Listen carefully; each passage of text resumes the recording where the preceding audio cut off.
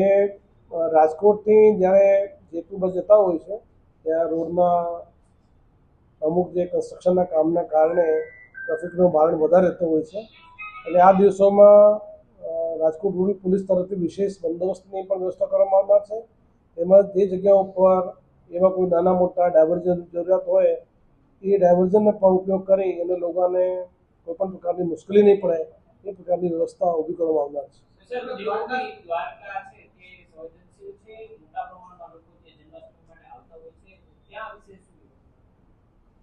આપને ખ્યાલ છે કે જે આખા રાજ્યમાંથી અને આખા ભારત દેશમાંથી લોકો દ્વારકાધીશ મંદિરની મુલાકાત માટે આવતા હોય છે. ભગવાનના જે જન્માષ્ટમી ઉપલક્ષમાં લોકો દર્શન માટે પણ આવતા હોય છે. એ તમામ પ્રકારની વ્યવસ્થાઓને 2 દિવસ પહેલાં આખરી આપવામાં આવેલો છે.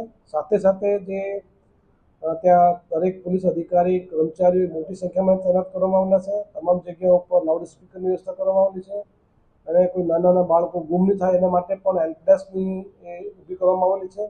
સાથે સાથે જે દરેક જગ્યા ઉપર પોલીસના અધિકારી કર્મચારીઓ વોકી ટોકી સાથે તૈનાત કરવામાં આવેલા છે અને તમામ લોકોને જે કોઈપણ પ્રકારની શંકાસ્પદ ગતિવિધિ હોય એના પર વોચ રાખવા માટે આખા દ્વારકાધીશ પરિસરમાં સીસીટીવી કેમેરાથી પણ નિગરાની કરવામાં આવનાર છે. ટ્રાફિક વ્યવસ્થા માટે દ્વારકામાં કઈ ડ્રોન પોલીસ દ્વારા ઉડાડી અને વ્યવસ્થા કરવામાં ડ્રોન એ અમારો બંદોબસ્તનો એક ખૂબ જ અગત્યનો ભાગ હોય છે.